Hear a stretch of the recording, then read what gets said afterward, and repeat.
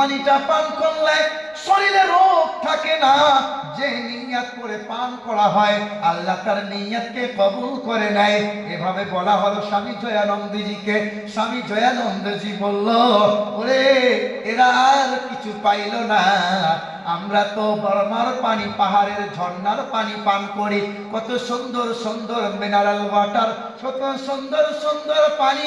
কানাডায় পানি পান করলাম, জাপানে, চায়নায়, ইন্ডিয়ায়, ভারতে, আপনার সমস্ত পৃথিবীতে পানি পান করলাম, সুন্দর সুন্দর পানি।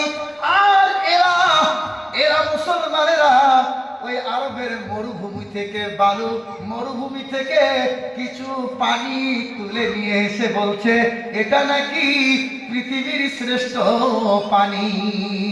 আচ্ছা যাই হোক, ওদের কাছ থেকে কিছু পানি নাও, ওদের কাছ থেকে কিছু পানি নিয়ে নাও। এই পানিকে আমি কানাডার মধ্যে পরীক্ষা করব, এই পানিটার গুণগত মানটা কি। এবার পানি নিয়ে যাওয়া হলো, হাজী সাহেব পানি দিলেন। দেখেন ইসলামের দাওয়াত, ইসলামের চরিত্র, মুসলমানের আখলাক দেখেন। পানি চাইলো, পানি দিয়ে দেওয়া হলো। পানি নিয়ে গেলেন স্বামী জয়ানন্দজি কানাডার মধ্যে প্লেন থেকে নেমে।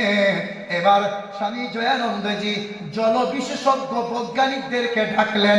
বৈজ্ঞানিকদেরকে ডেকে বলছেন, ও জল বিশেষজ্ঞ বৈজ্ঞানিকেরা, তোমরা একটু বলে দাও না, পৃথিবীর পানিগুলোকে পরীক্ষা করে বলে দাও, বলে দাও এই পৃথিবীর মধ্যে কোন জায়গার পানিটা এক নম্বর খাঁটি। কয়েকদিন ধরে গবেষণা চলল পানি নিয়ে। জনবিশেষজ্ঞ বৈজ্ঞানিকেরা তারা অমুসলিম হলেও সত্যটা তারা গোপন করে নাই। কয়েকদিন পরে